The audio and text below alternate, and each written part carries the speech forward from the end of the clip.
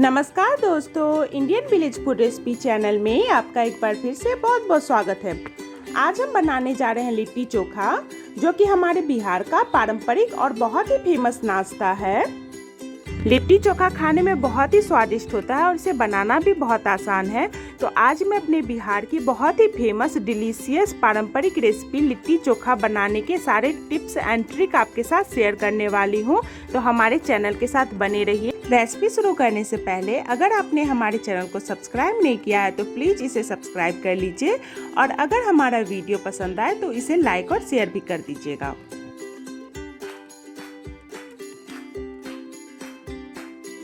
चलिए बिना समय गवाए हुए हम आज की स्पेशल लिट्टी चोखा की रेसिपी शुरू करते हैं। सबसे पहले हम लिट्टी बनाएंगे, इसके बाद हम चोखा बनाएंगे।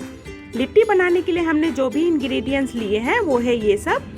यहाँ हमने 3 मध्यम साइज के प्याज को इस तरह से महीन महीन चॉप कर लिया है। 9 से 10 हरी मिर्च को लिया है हमने। वैसे आपको तीखा अगर कम पसंद है तो आप हरी मिर्च को कम भी कर सकती हैं। 2 पॉट लहसुन को छील लिया है हमने। 1 बड़े टुकड़े अदरक को काट लिया है हमने। 1 बड़े साइज के नींबू को लेंगे। 1 बड़े चम्मच मिर्च अचार का मसाला लेंगे। आधा छोटे चम्मच मंगरेल लेंगे और 1 छोटा चम्मच अजवाइन लेंगे।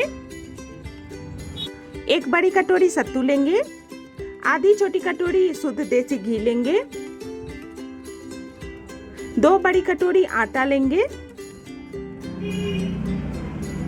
और 1 छोटा गिलास हम पानी लेंगे। सबसे पहले हम आटा को गूंथ लेंगे। आटे में हम 1 छोटी कटोरी अजवाइन डालेंगे और आधी छोटी चम्मच हम नमक डालेंगे। अब इन दोनों को आटे में अच्छे से मिक्स कर लेंगे। मिक्स करने के बाद हम थोड़ा थोड़ा पानी छिड़क कर आटे को अच्छी तरह से गूंथ लेंगे। आटे को मुलायम ही गूंथना है, कड़ा नहीं गूंथना है।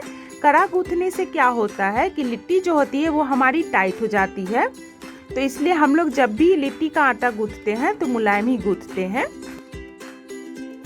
आटा अब गूंथ चुका है। अब आटे को हम ढककर थोड़ी देर के लिए छोड़ देंगे, जिससे कि लिट्टी और अच्छी बनेगी। अब स्टफिंग तैयार करेंगे। सत्तू को एक बड़े बर्तन में डालेंगे। सत्तू में अब अजवाइन डालेंगे, मंगरेल डालेंगे। 3 मध्यम आकार के प्याज को महीन महीन चॉप करके डालेंगे।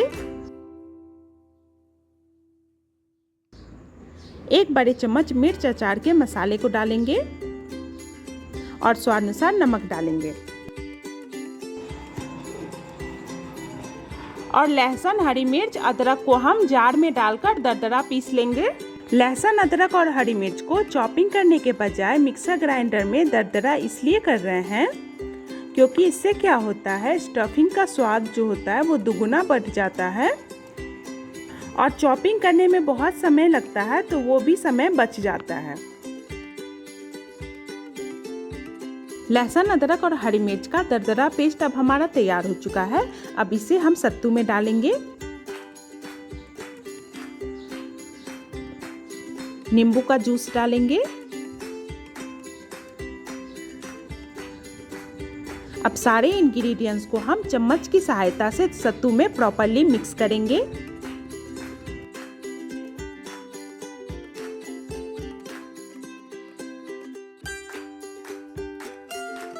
पानी का छींटा सत्तू में डालने से सत्तू मुलायम हो जाता है, जिससे कि जब हम सत्तू को आटे में भरते हैं तो यह अच्छी तरह से स्टफ हो जाता है। स्टफिंग के लिए सत्तू अब हमारा तैयार हो चुका है। और आटे को भी हमने जो थोड़ी देर के लिए छोड़ा था मुलायम होने के लिए, वो भी अच्छी तरह से मुलायम हो चुका है। अब आटे की हम इस तरह से लोई बनाते जाएंगे, इतने आकार की। और इसमें अब सत्तू की स्टफिंग करते जाएंगे। सत्तू को ज़्यादा मात्रा में आटे में भरेंगे तभी लिट्टी ज़्यादा स्वादिष्ट लगेगी खाने में।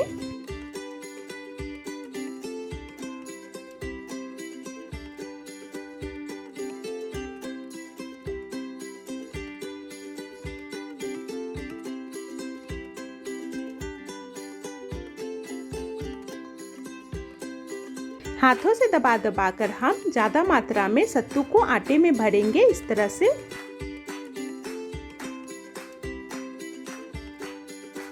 तो लिट्टी की जो बनावट प्रक्रिया है हमारी वो अब पूरी हो चुकी है।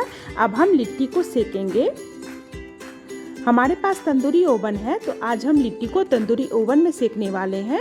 जिनके पास ओवन नहीं है वो कुकर या पैन का भी उपयोग कर सकती हैं। कुकर या पैन में लिट्टी बनाने की प्रक्रिया हम अपने नेक्स्ट वीडियो में आपको दिखाएंगे। लिट्टी को कम आंच पे ही सेकेंगे। आंच को तेज या मध्यम नहीं रखेंगे, नहीं तो लिट्टी जो है वो अंदर से कच्चा रह जाएगा, क्योंकि इसमें आटे की जो परत होती है वो मोटी होती है। तो इसलिए लिट्टी को हम कम आंच पे ही सेकेंगे। ओवन को ढक देंगे और आंच को हम कम कर देंगे। अब लिट्टी को हम सिकने देंगे। थोड़ी देर में हम ओवन का ढक्कन हटाकर लिट्टी को दूसरी तरफ से पलटेंगे।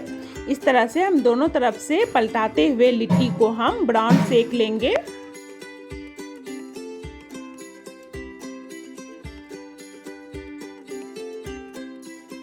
अब चोखा बनाएंगे हम। चोखा बनाने के लिए हमने यहाँ 3 लंबे साइज के बैंगन को लिया है। वैसे गोल बैंगन का भरता ज़्यादा स्वादिष्ट लगता है खाने में, पर हमें गोल बैंगन नहीं मिले थे, इसलिए हमने लंबे बैंगन का ही भरता बनाया है। बैंगन में चीरा लगाएंगे। अब बैंगन के ऊपर हम सरसों का तेल लगाएंगे।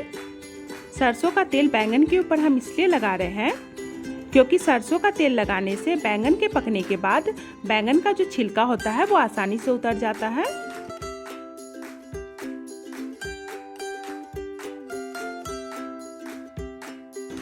अब हम चूल्हे में बैंगन को डालेंगे और बैंगन को पकाएंगे। याद रखें, तेज आंच पे ही बैंगन को पकाना है। कम आंच पे बैंगन टाइट हो जाएगा और चोखा नहीं बन पाएगा।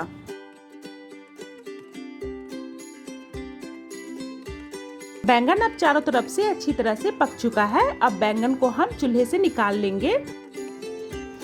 चूल्हे में पकाया हुआ जो बैंगन का चोखा होता है उसका स्वाद ही अलग होता है। चूल्हे में पकाने से इसमें सौंधी सौंधी खुशबू आती है, जिससे कि इसका स्वाद 2 गुना बढ़ जाता है। अब 2 टमाटर को भी हम चूल्हे में पका लेंगे। जब तक टमाटर पक रहा है तब तक हम बैंगन को छील लेंगे।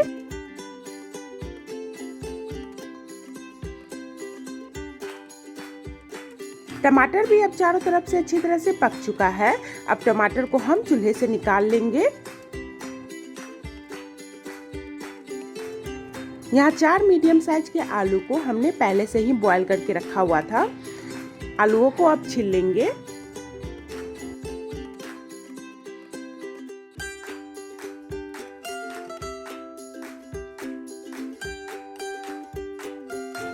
बैंगन के डंठल को तोड़कर हटा देंगे और बैंगन के अंदर देखेंगे, क्योंकि कभी कभी बैंगन में पिल्लू भी होते हैं, तो बैंगन को अच्छी तरह से देख लेंगे। अब टमाटर को भी हम छील लेंगे।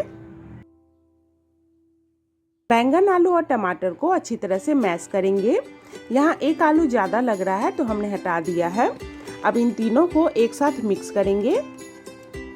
मिक्स करने के बाद इसमें हम स्वाद अनुसार नमक डालेंगे।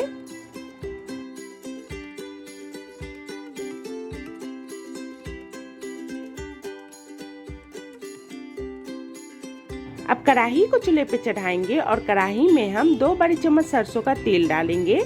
तेल के गर्म होने के बाद हम कढ़ाई में 4 से 5 हरी मिर्च को महीन महीन चॉप करके डालेंगे।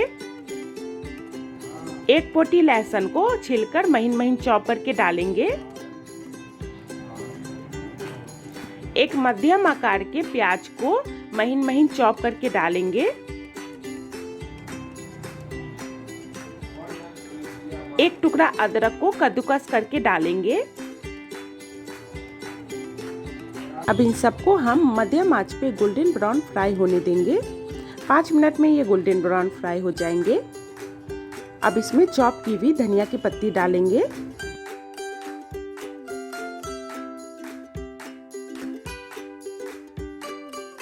धनिया पत्ता डालने के बाद हम कढ़ाई में चोखा डाल देंगे।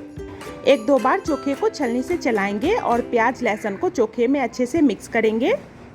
तो चोखा हमारा तैयार हो चुका है। अब कढ़ाई को आंच से उतार लेंगे। तो ये देखिए फ्रेंड्स, कितना बढ़िया ये आलू टमाटर बैंगन का चोखा हमारा तैयार हुआ है। इसका टेक्सचर कितना अच्छा आया है और इसमें जो प्याज, अदरक, लहसुन, धनिया की पत्ती फ्राई करके डाली गई है, जिससे इस चोखे का स्वाद और एरोमा 2 गुना बढ़कर आया है। लिट्टी अब हमारी तैयार हो चुकी है। ये दोनों तरफ से गोल्डन ब्राउन हो चुका है। तो अब ओवन को आंच से उतार लेंगे और लिट्टी को ओवन से निकाल लेंगे। तो अब हम लिट्टी को सर्व करके दिखा रहे हैं। कटोरी में शुद्ध देसी घी लेंगे और उसमें लिट्टी को हम डिप करेंगे। अगर आप घी नहीं खाना चाहती है तो इसे ऐसे भी सर्व कर सकती है बिना घी के, पर लिट्टी खाने का जो असली मज़ा होता है वो शुद्ध देसी घी के साथ ही आता है। तो हम लोग इसे घी में डिप करेंगे, उसके बाद चोखे के साथ इसे सर्व करेंगे। तो आप क्यों समय गंवा रहे हैं फ्रेंड्स, आप भी मेरी इस बिहारी रेसिपी को घर में बनाकर ज़रूर ट्राई करिए। आपको मेरी ये रेसिपी बहुत ही पसंद आएगी और आपके पूरे परिवार को भी बहुत पसंद आएगी, और मुझे कमेंट सेक्शन में ज़रूर बताइएगा।